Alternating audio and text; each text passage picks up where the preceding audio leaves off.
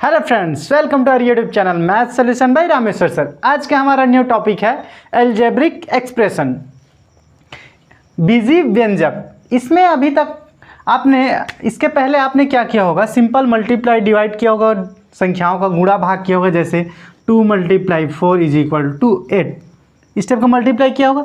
अब क्या होगा, इसमें नए टर्म्स यानी कि नए अल्फ़ाबेट जुड़ जाएंगे। क्या जुड़ जाएंगे? अल्फ़ाबेट A to Z जो है, ये अल्फ़ाबेट क्या होगा, इस डिजिट के साथ जुड़ेगा और इसमें प्लस होगा, माइनस होगा, डिवीज़न होगा और मल्टीप्लिकेशन, इसमें सब होगा। चलिए देखते हैं कैसे होगा।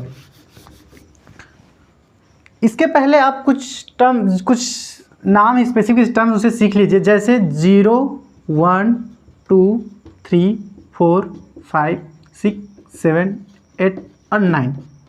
ये जो डिजिट है ये कहलाते हैं कांस्टेंट। कांस्टेंट मतलब अचर। हिंदी में बोलते हैं अचर, इंग्लिश में बोलते हैं कांस्टेंट। इसका मतलब ये है, इसका जो मान है, जैसे कहीं पे 2 लिखा है तो क्या लिखा रहेगा, 2 ही लिखा रहेगा। उसके जगह में हम 3 नहीं लिख सकते, या फिर अदर इन डिजिट में से कोई भी, या 0 या कुछ भी हम नहीं लिख सकते। जो लिखा है वही रहेगा। लेकिन दूसरा होता है हमारा अल्फ़ाबेट ABC, इस टाइप का A to Z, कहाँ तक? Z तक। ये हमारे कहलाते हैं वेरिएबल। क्या कहलाते हैं? वेरिएबल। वेरिएबल मतलब चर। क्या कहलाते हैं? वेरिएबल मतलब चर। चर मतलब चलना, बदलना। आप बोल सकते हो बदलना, चलना, बदलना। अब मतलब ये मूवमेंट है, ये गति करता है, इसके जगह में हम बदल सकते हैं। क्या कर सकते हैं? बदल सकते हैं। इसे आप याद रखनी है, बहुत काम का चीज़ है। जैसे मैं लिखा हूँ 2x, क्या लिखा हूँ? 2x। तो इस x की जगह में मैं 2x की जगह में 2y भी लिख सकता हूँ। यहाँ पे मैं 2a भी लिख सकता हूँ, 2b भी लिख सकता हूँ। ये मेरा जो है ये बदलता रहेगा। क्या है? ये बदलता रहेगा। इसको हम अपने इच्छा अनुसार, अपने व्यवस्था के अनुसार हम क्या करते हैं, इसको बदलते हैं या इसको लेते हैं। लेकिन ये जो डिजिट है, जो 2 है, ये क्या है? हमारा कांस्टेंट है। अगर 2 ले लिए तो ये 2 ही रहेगा, हम वहाँ पे 3 नहीं लिख सकते। अगर 2 है तो 2 रहेगा, 3 है तो 3 रहेगा।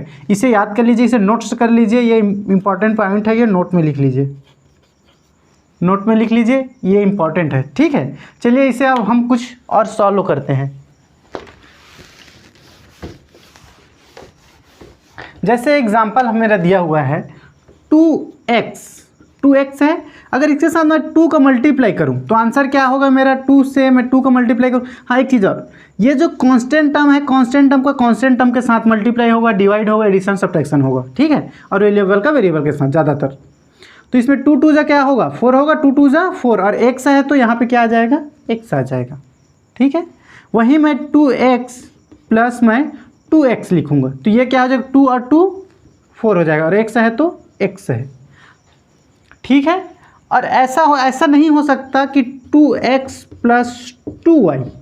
अब यहाँ पे लिखा है 2x प्लस 2y, तो यहाँ पे ऐसा नहीं लिख सकते कि 4x और y, ऐसा नहीं लिख सकते। 2x प्लस 2y, इसका मतलब ये नहीं कि 4xy लिख दें, ऐसा नहीं। ये जो है, ये जिसके साथ y का y के साथ जुड़ेगा घटेगा, x का x के साथ जुड़ेगा घटेगा, मल्टीप्लाई होगा, डिवाइड होगा, जो भी होगा ये सेम के साथ होगा। y है तो y के साथ होगा, x है तो x के साथ होगा। इसके साथ हम नहीं कर सकते, x का y के साथ नहीं कर सकते। इस बात को भी याद रखना, ये भी एक पॉइंट करने वाली बात है। चलिए अब हम देखते हैं मल्टीप्लिकेशन। जैसे 2x है, इसके साथ मुझे करना है 5x प्लस 2y, इस टाइप का दिया है। अब ये मेरा ब्रैकेट में बंद है और उस ब्रैकेट के बाहर में 2x दिया है। इसे क्या करना है? मुझे इसके साथ मल्टीप्लाई करना है। तो इसके साथ मल्टीप्लाई करने के लिए क्या करना पड़ेगा? इसका इसके साथ मल्टीप्लाई करना पड़ेगा, और इसी का मुझे इसके साथ मल्टीप्लाई करना पड़ेगा। तो कैसे करते हैं, चलिए देखते हैं। 2x है तो 2x लिख लूँ, इसके साथ मल्टीप्लाई करना है तो क्या करूँ? मल्टीप्लाई करूँगा। तो यहाँ पर क्या लिखूँगा मैं? 5x लिखूँगा। यहाँ पर प्लस है तो प्लस, इस 2x का किसके साथ मल्टीप्लाई करना है? 2y के साथ। 2x का मल्टीप्लाई किसके साथ करना है? 2y के साथ। चलिए अब क्या होगा? आगे हो गया मल्टीप्लाई। यहाँ तक आपको समझ में आ गया? सिंपल ईजी है। अब क्या करना है? इस 2 का 2 के साथ मल्टीप्लाई होगा, और इस x का x के साथ मल्टीप्लाई होगा। इस 2 का 5 के साथ होगा, और इस x का x के साथ होगा। तो 2 5 जा 10, और x का मल्टीप्लाई होगा तो क्या होगा, ये 2x नहीं होगा, ये क्या होगा, x का पावर होगा। क्या होगा, x का पावर होगा, x का पावर 2 प्लस है तो प्लस, ये क्या होगा 2 2 जा, इसका इसके साथ मल्टीप्लाई होगा डिजिट कांस्टेंट का कांस्टेंट के साथ, तो ये क्या होगा 2 2 जा 4 और x और y है तो x और y। आई होप आपको समझ में आ गया होगा। चलिए हम अब कुछ क्वेश्चन करते हैं, अगर कुछ डाउट आता है तो धीरे धीरे आप क्लियर होगा। ये पहला क्वेश्चन है, ऐसे बहुत सारे क्वेश्चन हम करेंगे, सॉल्व करेंगे तो आपको समझ में आता जाएगा।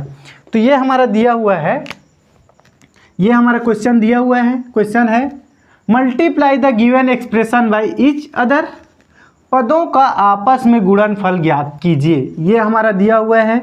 चलिए इसे हम सॉल्व करते हैं।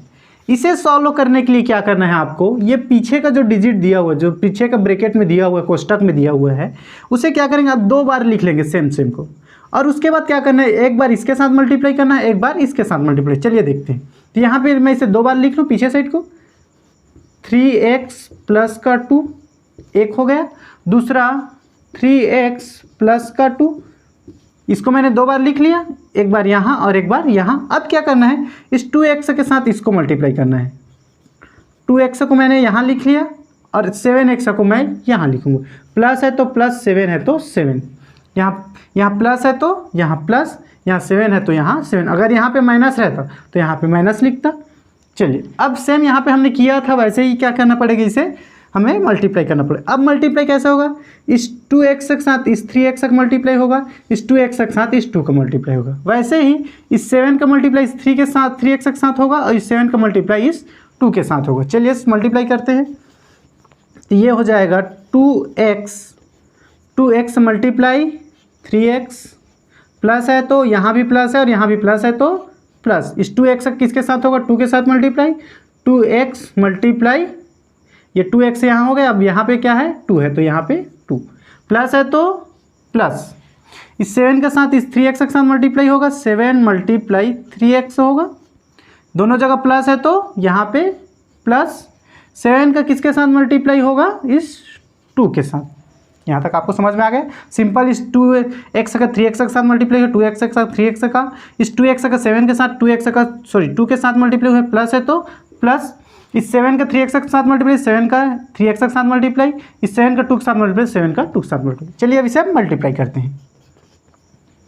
इस 2 का इस 2 के साथ मल्टीप्लाई होगा, 3 के साथ होगा तो 2 3 जा 6, और x का x के साथ मल्टीप्लाई होगा तो क्या होगा, x और x का मल्टीप्लाई होगा तो x का स्क्वायर होगा।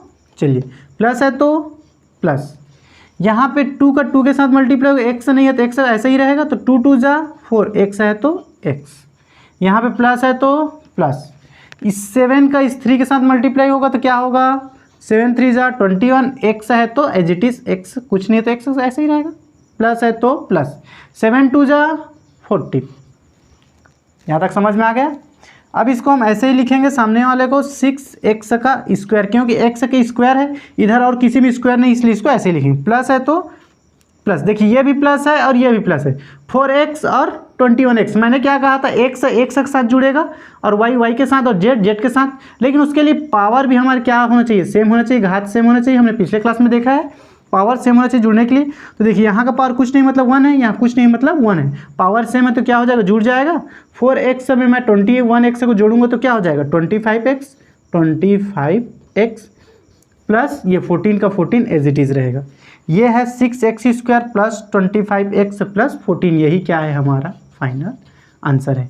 हमें क्या निकालना था, सिंपल से मल्टीप्लाई करना था और मल्टीप्लाई करके ये हमें एक इक्वेशन बनाना था। आई होप आपको समझ में आ गया होगा। इसमें कुछ डाउट है तो प्लीज़ कमेंट करिएगा।